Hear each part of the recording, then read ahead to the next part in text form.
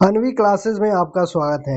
आज हम लोग टॉप 100 क्वेश्चन देखेंगे जो एग्जाम के लिए बहुत ही महत्वपूर्ण है। अगर आप लोग इस चैनल को सब्सक्राइब नहीं किए तो कर लीजिए, आपके एग्जाम के लिए काफ़ी मददगार साबित होंगे। चलते हैं बिना लेट किए हुए हम लोग क्वेश्चन की ओर। इसी के साथ हम लोग पहला क्वेश्चन देखेंगे। पहला क्वेश्चन बोल रहा है, जो किसने कहा था कि भारतीय राष्ट्रीय कांग्रेस भारत के लोकप्रिय विद्रोह को रोकने के लिए एक षड्यंत्र के तहत उत्पन्न हुआ था। तो ये आरपी दत्त ने बोले थे, जो भारतीय राष्ट्रीय कांग्रेस जो है भारत में लोकप्रिय विद्रोह को रोकने के लिए एक षड्यंत्र के रूप में उत्पन्न हुआ है। अगला क्वेश्चन हम लोग देखेंगे, बीडी सावरकर ने अभिनव भारत समाज की स्थापना कहाँ किए थे? तो ये लंदन में किए थे। नेक्स्ट क्वेश्चन जो है 1904 में किया गया था। बीडी सावरकर की स्थापना जो है 1904 में लंदन में किया गया था।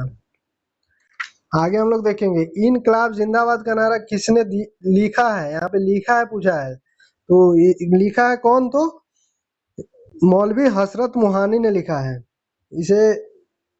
मौलवी उपरोक्त में से कोई नहीं हो जाएगा, तो इसको लिखा कौन है? तो मौलवी हसरत मोहानी ने। दिया कौन था?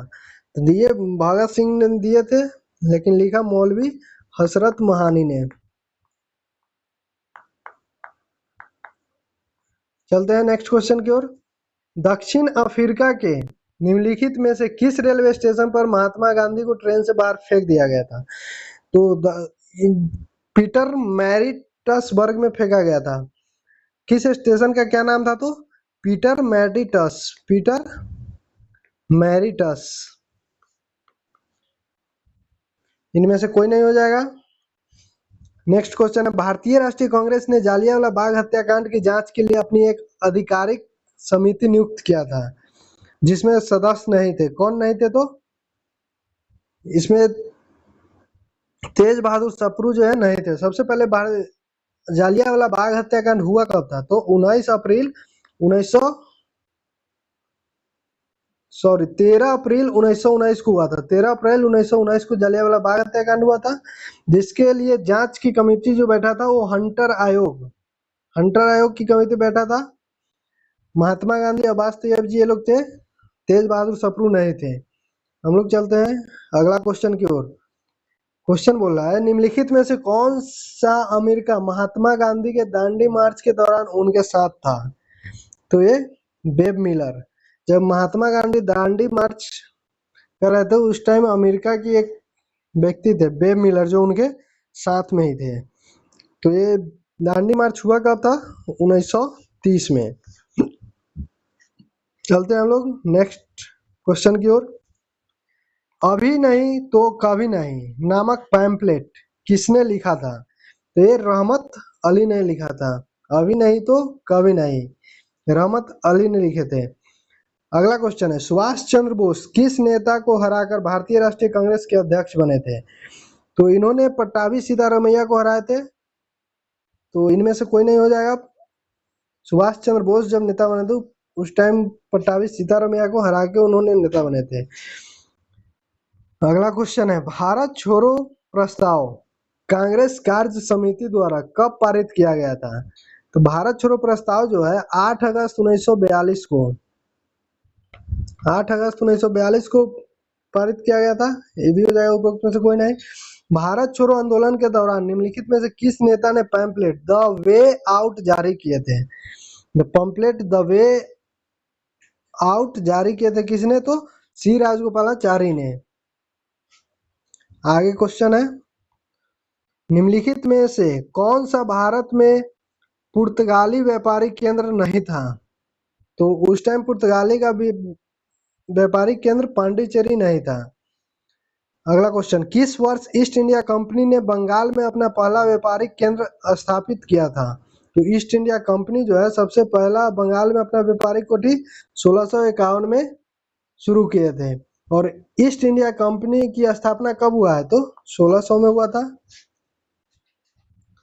चलते हैं आगे क्वेश्चन की ओर। निम्नलिखित में से कौन सा सामाजिक सुधार भारत में विलियम बेंटिंक द्वारा शुरू नहीं किया गया था? तो ये सती प्रथा का उन्मूलन किया गया था। और ठगी प्रथा पंथ पर प्रतिबंध भी लगाए थे, लेकिन कन्या भ्रूण हत्याकांड को बढ़ावा देना ये नहीं किए थे। हम लोग चलेंगे नेक्स्ट क्वेश्चन की ओर। 14 में क्या बोला है, निम्नलिखित संगठनों का उनके संस्थापकों के साथ मिलान करना है। तो इंडिया एसोसिएशन के संस्थापक कौन थे, तो सुरेंद्र नाथ बनर्जी थे। इंडिया एसोसिएशन की स्थापना सुरेंद्र नाथ बनर्जी, और स्थापना का हुआ है तो 1876 में। मद्रास महाजन सभा का स्थापना 1884 में हुआ है, जिसका संस्थापक एम विराधवाचार्य है। दो का एक हो जाएगा। बॉम्बे प्रेसिडेंसी एसोसिएशन 1885 में स्थापना हुआ था, जिसका संस्थापक जो है केटी तैलंग थे। केटी तैलंग। पूना सार्वजनिक सभा 1870 में हुआ था, जिसका संस्थापक सुरेंद्र नाथ बनर्जी थे। नहीं सॉरी, जिसका संस्थापक एमजी रनाडे थे। पूना सार्वजनिक सभा का जो संस्थापक थे एमजी रनाडे थे। इसी के तहत इसका आंसर जो है सी हो जाएगा। 1 का 4, बी का 1 और सी का 3, डी का 2। चलिए हम लोग देखते हैं अगला क्वेश्चन। भारत में लड़कियों का पहला स्कूल किस वर्ष स्थापित किया गया था, तो ये 1840 में स्थापित किया गया था, जो कि एक मदरसा, जिसे महिला मदरसा कहा जाता है। महिला मदरसा कहा जाता है। अगला क्वेश्चन की ओर हम लोग देखेंगे। निम्नलिखित नेताओं को उनको सामाजिक आंदोलन के साथ मिलान करना है। तो बिरसा मुंडा जो थे वो किस आंदोलन से, तो उलगुलान आंदोलन से थे। बिरसा मुंडा उलगुलान आंदोलन से थे। बाबा राम सिंह किस आंदोलन से थे, तो कुका आंदोलन। बाबा राम सिंह जो थे कुका आंदोलन से थे।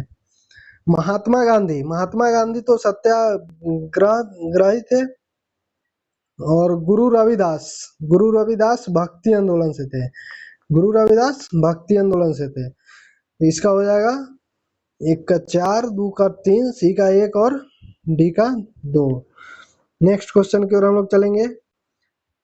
अभिलेख भारतीय शोषित वर्ग लीग की स्थापना किसके द्वारा की गई थी, तो ये किया गया था जगजीवन राम द्वारा।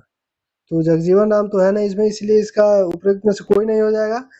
इसकी स्थापना जो है भारतीय शोषित वर्ग लीग की स्थापना 1935 में हुआ था, जो कि जगजीवन राम के द्वारा किया गया था। अगला क्वेश्चन, हड़प्पा की बात की जाए तो हड़प्पा किस नदी के तट पे है, तो रावी नदी के तट पे है। और इसकी खोजकर्ता कौन थे, तो इनकी खोजकर्ता दयाराम साहनी थे। हड़प्पा की खोजकर्ता रावी नदी के तट पे है और दयाराम साहनी थे। लोथल किस नदी पे है, तो लोथल भोगवा नदी पे है, और इसका खोजकर्ता एस आर राव इसके खोजकर्ता थे लोथल के। अगला है कालीबंगन जो है घग्गर नदी पे है, और इसका खोजकर्ता कौन है, तो कालीबंगन की खोजकर्ता जो है एमएस वत्तर्स और बीवी लाल। कालीबंगन के खोजकर्ता हो जाएंगे अमलानंद घोष, जिसको एमएस वत्तर्स भी कहते हैं।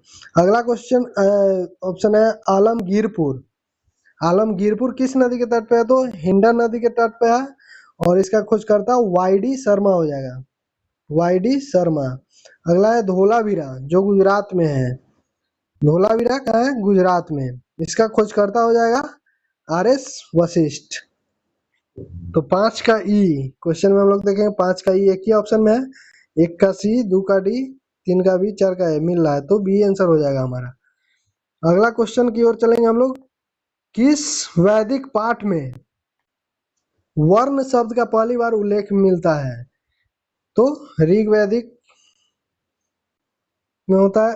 अगला क्वेश्चन, अहिंसा, सत्य और असत्य, अपरिग्रह निम्नलिखित में से किस जैन तीर्थंकर की शिक्षा है, तो यह है पार्श्वनाथ की।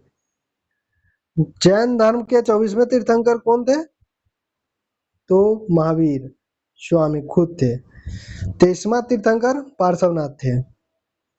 हम लोग चलेंगे अगला क्वेश्चन की ओर। निम्नलिखित में से किस शासक ने शुद्ध संस्कृत में पहला लंबा शिलालेख जारी किया था? तो ये कौन था? रुद्रदामन। रुद्रदामन जो है शुद्ध संस्कृत में पहला शिलालेख जारी किए थे रुद्रदामन। अगला क्वेश्चन है, निम्नलिखित में से किसमें पाटलिपुत्र के प्रशासन का विवरण उपलब्ध है? तो पाटलिपुत्र की प्रशासन का जो विवरण है किसमें है? तो इंडिका में। इंडिका के लेखक मेगस्थनीज है, जो कि पाटलिपुत्रा के प्रशासन के वर्णन मिलते हैं उसमें। नेक्स्ट क्वेश्चन की ओर हम लोग चलेंगे। परम भागवत की उपाधि ग्रहण करने वाला पहला गुप्त शासक कौन था? तो ये था समुद्रगुप्त। परम भागवत की उपाधि धारण करने वाला पहला गुप्त शासक समुद्रगुप्त था। नेक्स्ट क्वेश्चन है, एलोरा गुफा मंदिर संबंधित है। एलोरा गुफा मंदिर जो है किससे संबंधित है? तो ये महाराष्ट्र में है, जो कि एलोरा की गुफा जो है महाराष्ट्र में है, जिसमें कितना गुफाएं है? तो टोटल 34 गुफाएं हैं, जिसमें 17 जो है ब्राह्मण से है और 12 बौद्ध धर्म से है और 5 जो है जैन धर्म से संबंधित है। चलिए हम लोग आगे की ओर जाएंगे। हुमायूं द्वारा लड़े गए प्रमुख युद्ध को सही क्रम क्या है? तो हुमायूं का जो कोड है एक देवरा चोरवासर। तो देवरा का युद्ध, चौसा का युद्ध और विलग्राम या कन्नौज का युद्ध और सरहिंद का युद्ध, सी आंसर हो जाएगा। चलते हैं हम लोग। तो इसका अगर डेट का बात किया जाए तो देवरा का युद्ध कब हुआ था? देवरा का युद्ध जो है 1532 में हुआ था। चौसा का युद्ध 1539 में हुआ था और कन्नौज या बिलग्रा का युद्ध जो है 1540 में हुआ था। और सरहिंद का युद्ध कब हुआ था? तो 1555 में हुआ था। चलते हैं हम लोग नेक्स्ट क्वेश्चन की ओर। नेक्स्ट क्वेश्चन बोल रहा है, मुगल काल में अंग्रेजों का भारत आगमन में से कौन सा क्रम सही नहीं है? तो विलियम फिंच जहांगीर के शासनकाल में भारत आया था, सही है। पीटर मुंडी शाहजहां के शासनकाल में भारत आया था, ये भी सही है। एडवर्ड टेरी औरंगजेब के शासनकाल में भारत आया था, यही गलत है। एडवर्ड टेरी जो है वो जहांगीर के शासनकाल में आया था, न कि औरंगजेब के समय में। तो इसलिए ये हो जाएगा। अगला क्वेश्चन बोल रहा है, निम्नलिखित में से मराठों के प्रशासन की प्रमुख विशेषता कौन सी थी? तो उपरोक्त में से एक से अधिक हो जाएगा इसका आंसर। क्या है कि राजा ने मराठा प्रशासन राज्य की सभी शक्तियां निहित थी, सही है। मराठा शासन में आधिकारिक रूप से मराठी भाषा का प्रयोग होता था, ये भी सही है। शिवाजी मराठा भाषा की प्रगति और विकास के लिए रघुनाथ पंडित हनुमंते की अध्यक्षता में एक समिति का गठित किया था, ये भी सही है। अगला क्वेश्चन की ओर हम लोग देखेंगे। बोल रहा है, विजयनगर काल में ग्रामीण प्रशासन को निम्न में से किस नाम से जानते हैं? तो ये अयंगार व्यवस्था के नाम से जानते हैं। कितने? तो अयंगार व्यवस्था के नाम से जानते हैं। नेक्स्ट क्वेश्चन बोल रहा है, दिल्ली सल्तनत के किस सुल्तान के संदर्भ में यह कथन प्रचलित था कि वह मलिक होते हुए भी वह खान हो गया और फिर सुल्तान बन गया था? तो ये था बलवन के बारे में। गयासुद्दीन बलवन को उल्गू खां के नाम से भी जाना जाता है। नेक्स्ट क्वेश्चन है, अलाउद्दीन खिलजी के राजस्व सिद्धांत के संबंध में कौन सा कथन गलत है? तो धर्म और धार्मिक वर्ग को शासन में हस्तक्षेप करने से रोकते थे, सही बात है। सुल्तान पद की स्वीकृति लेने के लिए खलीफा का अनुमति आवश्यक नहीं था, ये भी सही है। निरंकुश राजतंत्र को बल देता था, ये भी सही है। तो हो जाएगा क्या? इनमें से कोई नहीं। अगला क्वेश्चन की ओर हम लोग चलेंगे। निम्नलिखित में से किस उपग्रह के चारों ओर स्पष्ट वलय हैं? तो बृहस्पति, शनि और वरुण, इसके चारों ओर जो है छल्ले मतलब वलय हैं। जबकि शनि ग्रह की सबसे चमकीला और सबसे विशाल और सबसे जटिल वलय तंत्र है। अगला क्वेश्चन, निम्नलिखित में से कौन रूपांतरित चट्टान का उदाहरण है? तो रूपांतरित चट्टान का उदाहरण कौन सा है? तो स्लेट, ये सब कैंत्रिक का है, क्वार्टरजाइट फ्लाइट। तो ग्रुप में से एक से अधिक हो जाएगा, क्योंकि रूपांतरित चट्टान जिसमें स्लेट, क्वार्टरजाइट और फिलाइट, संगमरमर और सीट सभी आते हैं। रूपांतरित चट्टान बात की जाए, पृथ्वी की भूमि की सतह से कितना हिस्सा बनती है? तो 12% हिस्सा बनती है पृथ्वी की भूमि के सतह का। अगला क्वेश्चन है, सूची 1 को सूची 2 के साथ सम्मिलित कीजिए और सूची में नीचे दिए गए कूट का प्रयोग कर सही उत्तर का चयन कीजिए। सूची 1 है ऑक्सीजन। भूपटल और प्रतिशत में बताना है, भूपटल तत्व और ऑक्सीजन प्रतिशत में कितना है वो बताना है। तो इसमें है ऑक्सीजन का प्रतिशत कितना है? तो 46.8% ऑक्सीजन का प्रतिशत है। एल्युमिनियम, एल्युमिनियम का प्रतिशत कितना है? तो 8.1% है। लोहा, लोहा की बात की जाए तो 5.0% है, ठीक है।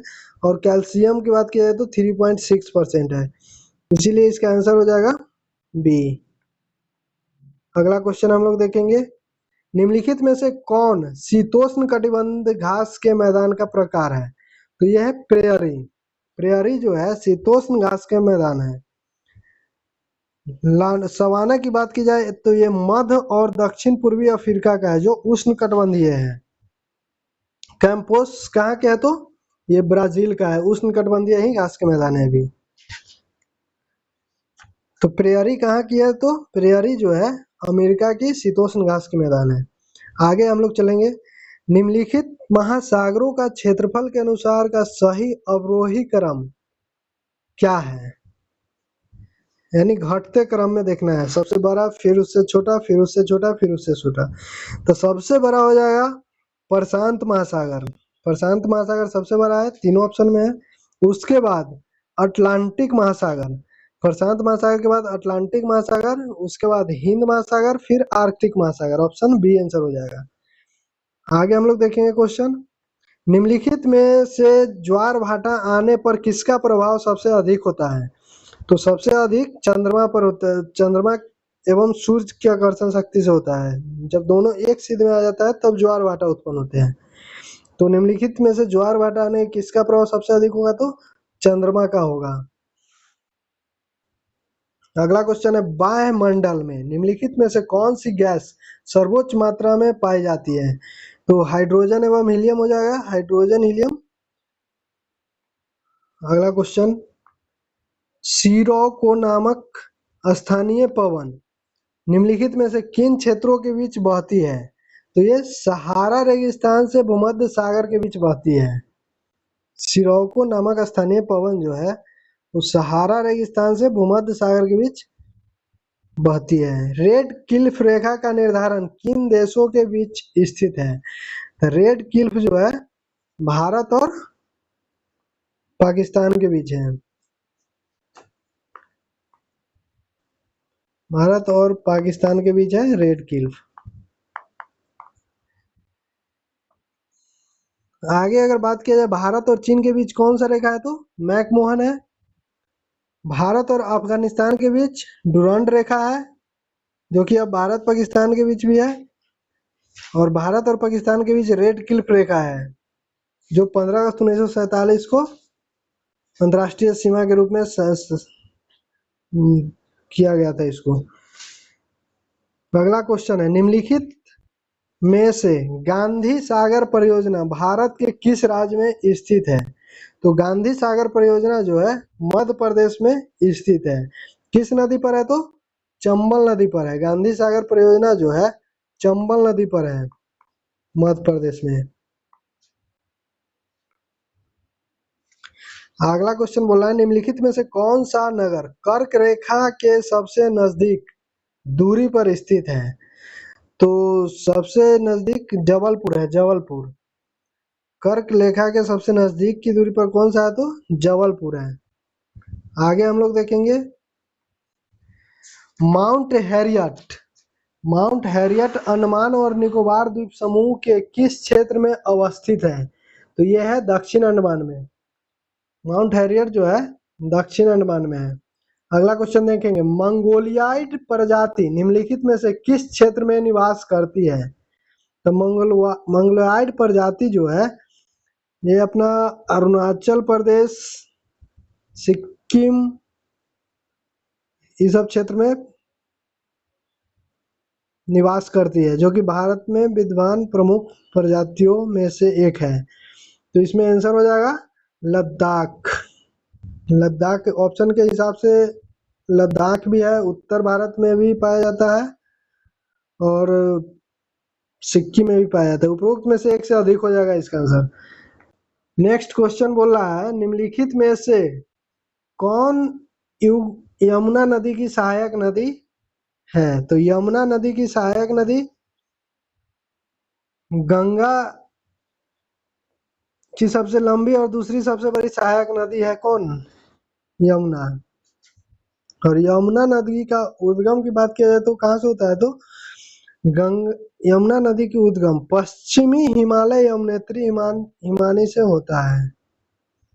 और इसका सहायक नदी चंबल और बेतवा, चंबल, बेतवा, केन, ये से चंबल, बेतवा और केन भी है, इसलिए ये भी हो जाएगा उपरोक्त में से एक से अधिक। नेक्स्ट क्वेश्चन हम लोग देखेंगे निम्नलिखित में से कलपोंग जल विद्युत परियोजना कहाँ अवस्थित है? कलपोंग जल विद्युत परियोजना जो है अंडमान और निकोबार द्वीप समूह में है। अगला क्वेश्चन है किस शासक ने राजगिरी के पास वेनुवन को बुद्ध को उपहार दिया था? यानी बॉस का बगीचा का उपहार किसने दिया था? तो बिम्बिसार, बिम्बिसार ने दिए थे। अकबर के शासनकाल में बिहार का राज्यपाल कौन थे? अकबर के शासनकाल में जो है बिहार के राज्यपाल मुनीम खान थे, मुनीम खान। नोनिया विद्रोह से बिहार का कौन सा क्षेत्र सर्वाधिक प्रभावित था? नोनिया विद्रोह से बिहार का कौन सा क्षेत्र प्रभावित था? तो सारण, पूर्णिया, वैशाली, ये सब थे। सारण, पूर्णिया, वैशाली, हाजीपुर हो जाएगा। तो उपरोक्त में से एक से अधिक हो जाएगा। अगला क्वेश्चन है जगदीशपुर के युद्ध में कुंवर सिंह ने किस अंग्रेज अधिकारी को हराया था? तो कौन था? Captain Legrand. अगला क्वेश्चन निम्नलिखित में से किसने मुंगेर में किसान सभा का आयोजन किया था? तो मुंगेर में किसान सभा का आयोजन श्री कृष्ण सिंह और मोहम्मद जुबैर द्वारा किया गया था। कृष्ण सिंह और मोहम्मद जुबैर द्वारा किया गया था। तो उपरोक्त में से एक से अधिक हो जाएगा। अगला क्वेश्चन है सविनय अवज्ञा आंदोलन बिहार में कब शुरू किया गया था? तो सविनय अवज्ञा आंदोलन जो है बिहार में 16 अप्रैल 1930 को शुरू किया गया था। अगला क्वेश्चन हम लोग देखेंगे बागमती नदी बिहार में कहाँ प्रवेश करती है? बागमती नदी जो है बिहार में कहाँ पे प्रवेश करती है? तो ये सीतामढ़ी में प्रवेश करती है। बागमती नदी सीतामढ़ी में प्रवेश करती है। निकलती कहाँ से है? तो नेपाल की काठमांडू घाटी से निकलती है। बिहार पंचायती राज अधिनियम किस वर्ष अधिनियमित किया गया था? तो ये 2006 में किया गया था। 73वें संविधान संशोधन अधिनियम 1992 में किए गए प्रावधानों के अनुसार बिहार में पंचायती राज अधिनियम 2006 में लागू किया गया था। अगला क्वेश्चन है बिहार में पहला रेडियो स्टेशन किस स्थान पर स्थापित किए गए थे? तो बिहार में की राजधानी पटना है तो पटना में ही किया जाएगा। कब हुआ था? तो 26 जनवरी 1948 को पहला रेडियो स्टेशन का स्थापना पटना में कब हुआ था? तो 26 जनवरी 1948 को किया गया था। अगला क्वेश्चन है, निम्नलिखित में से कौन अक्टूबर 1940 में हुए व्यक्तिगत सत्याग्रह से संबंधित नहीं है? तो अनुग्रह नारायण सिंह है, श्याम नारायण सिंह भी थे, गौरी शंकर सिंह भी थे, जानकी देवी भी थे। तो ये हो जाएगा उपरोक्त से एक से अधिक, लेकिन पूछ रहा है जो संबंधित नहीं थे, तो उपरोक्त में से कोई नहीं हो जाएगा, क्योंकि ये सब तो संबंधित थे। चलते हैं हम लोग नेक्स्ट क्वेश्चन की ओर। भारत छोड़ो आंदोलन के दौरान विचारों का प्रचार प्रसार हेतु आजाद हिंदुस्तान समाचार पत्र का प्रकाशन कहाँ किया गया था? तो इसका स्थापना जो है मुंगेर में किया गया था। कहाँ पे? मुंगेर में किया गया था। बिहार में स्वराज दल की स्थापना किसके नेतृत्व में की गई थी? तो बिहार में स्वराज दल की स्थापना जो है श्री कृष्ण सिंह के नेतृत्व में किया गया था। कब? तो 1923 में। नेक्स्ट क्वेश्चन बोल रहा है, जो निम्नलिखित में से किस आंदोलन के दौरान छपरा जिले के कैदियों द्वारा नंगी हड़ताल किया गया था? तो ये सविनय अवज्ञा आंदोलन के दौरान जो है छपरा में नंगी हड़ताल किया गया था। कब? तो 1930 में। सविनय अवज्ञा आंदोलन कब चला था? 1930 में। हम लोग चलेंगे नेक्स्ट क्वेश्चन की ओर। अंग्रेजी भाषा का समाचार पत्र है सर्च लाइट के संपादक निम्नलिखित में से कौन थे? तो सर्च लाइट के संपादक जो थे कौन थे? तो सैयद हैदर हुसैन तथा द्वितीय संपादक की बात की जाए तो मुरली मनोहर प्रसाद थे। मुरली मनोहर प्रसाद जो थे दूसरा थे, और सैयद हैदर हुसैन जो है पहला संस्थापक थे सर्च लाइट का। इसलिए इसका आंसर क्या होना चाहिए? उपयुक्त में से एक से अधिक होना चाहिए। गंगा का मैदान बिहार के कुल भौगोलिक क्षेत्रफल का लगभग कितना प्रतिशत है? तो गंगा का मैदान जो है बिहार के कुल भौगोलिक क्षेत्रफल का 96.27% है। अगला क्वेश्चन बोल रहा है, एसआई प्रणाली में आधार इकाई और व्युत्पन्न इकाई के बीच क्या अंतर है? तो एसआई प्रणाली में जो है आधार इकाई माप की मूलभूत इकाई है, जबकि व्युत्पन्न इकाई आधार इकाई के संयोजन है। हमारा आंसर ये हो जाएगा। नेक्स्ट क्वेश्चन बोल रहा है, उपकरण का उसके प्रकार से मिलान करना है। जैसे बैरोमीटर है, तो बैरोमीटर किससे है? तो बैरोमीटर क्या नापता है? तो वायु का दाब मापने में बैरोमीटर का काम आता है। ऑडियो मीटर, तो ऑडियो मीटर क्या चीज मापते हैं? तो ध्वनि का माप ऑडियो मीटर नापता है। टैकोमीटर से गति मापन के यंत्र हो जाएगा, और डेंसिटी मीटर से घनत्व मापने का यंत्र हो जाता है। ये के 2 के बी, सी के 3, डी के 4, यही आंसर हो जाएगा। अगला क्वेश्चन हम लोग देखेंगे 66 नंबर। निम्नलिखित में से कौन सा नियम बताता है कि एक वस्तु स्थिर अवस्था में ही रहेगा और गतिमान वस्तु एक स्थिर वेग के साथ गति में ही जारी रहेगा जब तक कि उस पर असंतुलित बल द्वारा कार्य नहीं किया जा सकता है? तो ये न्यूटन का पहला नियम बताता है। न्यूटन का पहला नियम बताता है। अगला क्वेश्चन हम लोग देखेंगे, गुरुत्वीय त्वरण के संबंध में निम्नलिखित में से कौन सा कथन सत्य है? तो गुरुत्वीय त्वरण के यह ऊंचाई बढ़ने के साथ साथ घटती है, यही हो जाएगा। अगला क्वेश्चन हम लोग देखेंगे।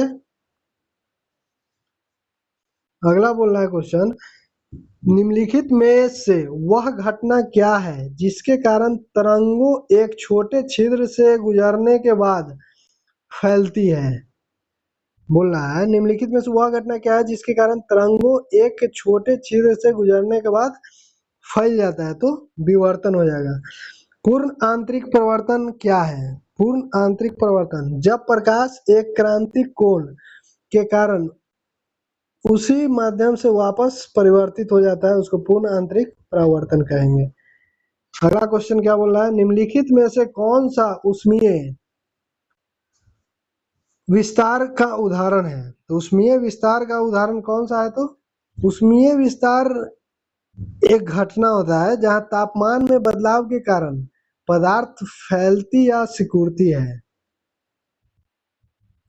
और जब किसी पदार्थ को गर्म किया जाता है तो उसके कण गतिज ऊर्जा प्राप्त करते हैं, जिससे वे अधिक गति और कंपन करते हैं।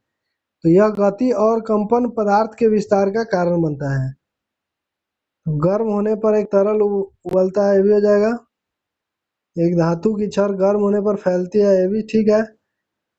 हवा से भरे जाने पर एक गुब्बारा फैलता है, ये भी सही है, इसलिए उपरोक्त में से एक से अधिक हो जाएगा।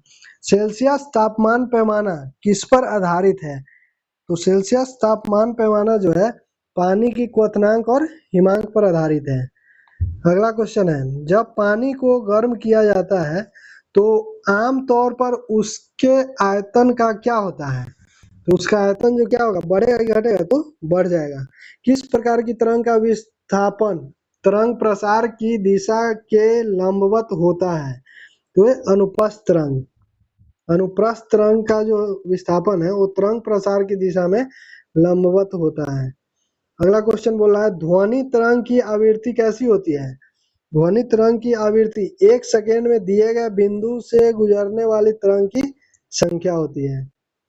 नेक्स्ट क्वेश्चन बोल रहा है, पदार्थ के मूल कण को क्या कहते हैं? तो परमाणु कहेंगे। परमाणु सिद्धांत की खोज किसने किया था? तो 1808 में किया गया था, डाल्टन के द्वारा। अगला क्वेश्चन बोल रहा है, निम्नलिखित में से किस किरण का वेग प्रकाश के वेग के लगभग बराबर होता है? तो गामा किरण का वेग जो है प्रकाश के वेग के लगभग बराबर ही होता है। तो गामा किरण की खोज किसने किया था? रदरफोर्ड ने 1902 में किए थे।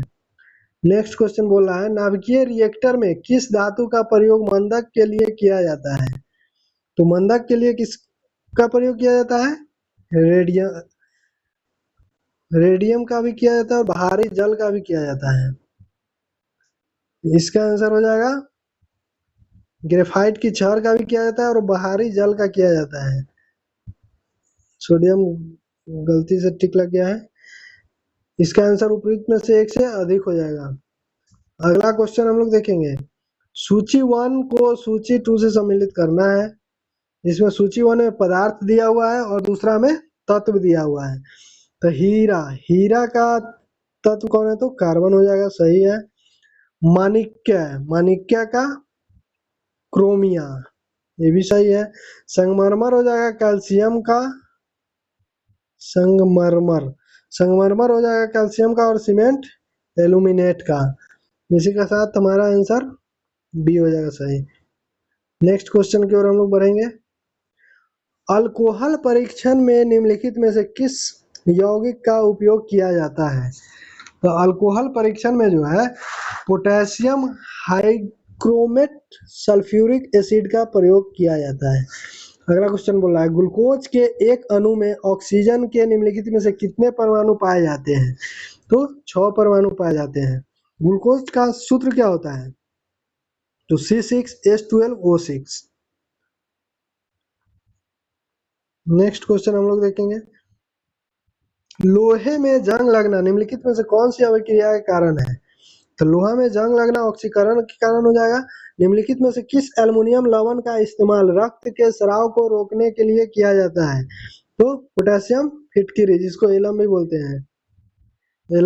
हैं। नेक्स्ट क्वेश्चन हो जाएगा, निम्नलिखित में से गन मेटल को बनाने के लिए कौन से तत्व का प्रयोग किया जाता है? तो गन मेटल बनाने के लिए तांबा, टीन और जिंक का प्रयोग किया जाता है। तो तांबा कितना परसेंट? 88%, टीन 8 से 10% और जिंक 2 से 4% का उपयोग किया जाता है। निम्नलिखित में से हाइड्रोजन का समस्थानिक नहीं है? तो हाइड्रोजन के 3 समस्थानिक होते हैं, प्रोटियम, ड्यूटेरियम और ट्राइटियम। तीनों दिया हुआ है, बोला है कौन नहीं है, तो उपयुक्त में से कोई नहीं हो जाएगा आंसर। अगला क्वेश्चन, निम्नलिखित में से कौन सी धातु अन्य धातु के साथ एक संलयन बनाती है? तो पारा जो है एक अन्य धातु के साथ अपना संलयन बनाता है। पारा चांदी के समान सफेद चमकदार धातु होते हैं। यह सामान्य तापमान पर तरल अवस्था में हो जाता है। अगला बोला यूकैरियोटिक कोशिका में प्रोटीन संश्लेषण के लिए कौन सा अंग उत्तरदायी है? तो राइबोसोम। यूकैरियोटिक कोशिकाओं में प्रोटीन संश्लेषण के लिए कौन सा अंग उत्तरदायी है? तो राइबोसोम। नेक्स्ट क्वेश्चन बोल रहा है जो केंद्रीय रिक्तिका जो केवल पादप कोशिका में पाई जाती है, इसका कार्य क्या है? तो इसका कार्य है यह पानी और अन्य पदार्थ को स्टोर करता है। नेक्स्ट क्वेश्चन बोल रहा है लाल रक्त कोशिकाओं के उत्पादन के लिए कौन सा पोषक तत्व महत्वपूर्ण है? तो आयरन। लाल रक्त कोशिकाओं के उत्पादन के लिए आयरन बहुत महत्वपूर्ण चीज है। प्रोटीन संश्लेषण के दौरान किस प्रकार का आरएनए अमीनो एसिड को राइबोसोम में ले जाता है? तो टीआरएनए। ट्रांसफर करने का काम टीआरएनए करेगा और मैसेज भेजने का काम एमआरएनए करता है, मैसेंजर आरएनए। और आरएनए का काम क्या है? आरआरएनए का काम है रीडिंग करना, यानी कोशिकाओं में आनुवांशिक कोड को पढ़ना। इसलिए चलते हैं अगला क्वेश्चन की ओर। निम्नलिखित में से कौन सा पौधों के लिए आवश्यक प्राथमिक माइक्रोन्यूट्रिएंट नहीं है? तो पौधे के लिए जो है आवश्यक प्राथमिक माइक्रोन्यूट्रिएंट नहीं है, कौन सा है? तो ये हो जाएगा कैल्शियम, क्योंकि इसमें नाइट्रोजन और फास्फोरस तो चाहिए ही, कैल्शियम उतना आवश्यक नहीं है। निम्नलिखित में से कौन सा रोग बैक्टीरिया के कारण होता है? तो बैक्टीरिया के कारण होता है क्षय रोग, जिसको हम लोग तपेदिक भी बोलते हैं। अगला क्वेश्चन है निम्नलिखित में से कौन सा सूक्ष्म जीव आमतौर पर फलीदार पौधे के लिए जैव उर्वरक के रूप में उपयोग किया जाता है? तो ये किया जाता है राइजोबियम को। फलीदार पौधे के लिए जीव के उर्वरक के रूप में राइजोबियम का प्रयोग किया जाता है, मतलब उसके जड़ में जो है ना राइजोबियम पाया जाता है। निम्नलिखित में से कौन सा असत्य फल का उदाहरण है? तो असत्य फल का उदाहरण कौन है? तो स्ट्रॉबेरी। स्ट्रॉबेरी जो है असत्य फल का उदाहरण है। और असत्य के बारे में हम लोग जानेंगे, असत्य फल किसको कहेंगे? तो जो किसी फूल के अंडाशय नहीं होते हैं बल्कि फूल के अन्य भागों से बनता है, उसको हम लोग असत्य फल कहेंगे। और सत्य फल के बारे में बात करें तो फूल के अंडाशय से बनता है और इसमें आम, संतरा, सेब ये सब आ जाते हैं सत्य फल में। चलेंगे अगला क्वेश्चन की ओर। बच्चों के लिए डिजिटल हेल्थ कार्ड बनाने वाला पहला भारतीय राज्य कौन बना है? तो बच्चों के लिए डिजिटल हेल्थ कार्ड बनाने वाला पहला राज्य जो है उत्तर प्रदेश बना है। उत्तर प्रदेश सही हो जाएगा। नेक्स्ट क्वेश्चन की ओर हम लोग देखेंगे। विश्व के पहले वाणिज्यिक अंतरिक्ष स्टेशन का क्या नाम है? तो हेवन 1। हेवन 1 विश्व के पहले वाणिज्यिक अंतरिक्ष स्टेशन का नाम है। अगला क्वेश्चन है भारत द्वारा किस देश की सहायता के लिए ऑपरेशन करुणा शुरू किया गया था? तो ऑपरेशन करुणा जो है म्यांमार के लिए शुरू किया गया था। यह ऑपरेशन 2023 में शुरू किया गया था। चक्रवात की सहायता के लिए शुरू किया गया था। अगला क्वेश्चन है हमारा विश्व ओलंपिक ग्रीष्मकालीन खेल 2023 कहाँ आयोजित हुआ था? तो ये ओलंपिक जो है बर्लिन में हुआ था आयोजित। कहाँ पे? बर्लिन में। जिसमें भारत ने कितने पदक जीते थे? तो कुल 202 पदक जीते थे भारत ने, जिसमें 76 स्वर्ण था और 75 रजत था और 51 कांस्य था। अगला क्वेश्चन हम लोग देखेंगे सुरक्षित मातृत्व आश्वासन किस मंत्रालय द्वारा लॉन्च किया गया था? तो ये किया गया था स्वास्थ्य और परिवार कल्याण मंत्रालय द्वारा। अगला क्वेश्चन बोल रहा है निम्नलिखित में से कौन सा भारत में स्थानों की NIRF रैंकिंग में नया जोड़ा गया विषय है? तो क्या नया जोड़ा गया था? कृषि और संवर्ध क्षेत्र। कृषि और संवर्ध क्षेत्र। अगला क्वेश्चन बोल रहा है जो विश्व तंबाकू निषेध दिवस 26 के अभियान की मुख्य थीम क्या निर्धारित हुआ है? विश्व तंबाकू निषेध दिवस कब मनाया जाता है? तो ये मनाया जाता है 31 मई को। इसका थीम क्या है? तो इसका थीम है इस बार का आकर्षण का पर्दाफाश करना, निकोटीन और तंबाकू की लत का मुकाबला करना। निकोटीन और तंबाकू के लत का जो है ना मुकाबला करना है। निकोटीन और तंबाकू की लत का मुकाबला करना है।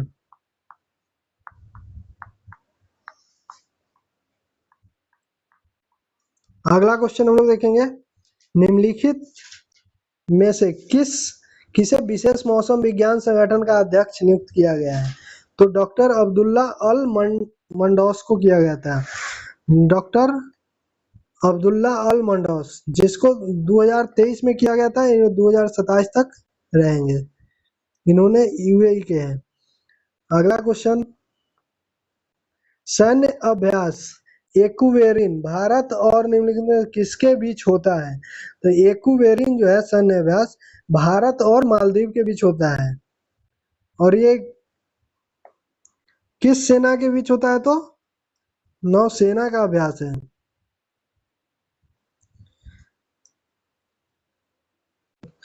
कौन सा सार्वजनिक क्षेत्र का बैंक आईवीआर आधारित यूपीआई समाधान पेश करने वाला पहला बैंक बन गया है? तो ये बन गया है पंजाब नेशनल बैंक। इसी के साथ हमारा 100 टॉप क्वेश्चन समाप्त होता है। अच्छा लगा हो तो चैनल को सब्सक्राइब जरूर करें।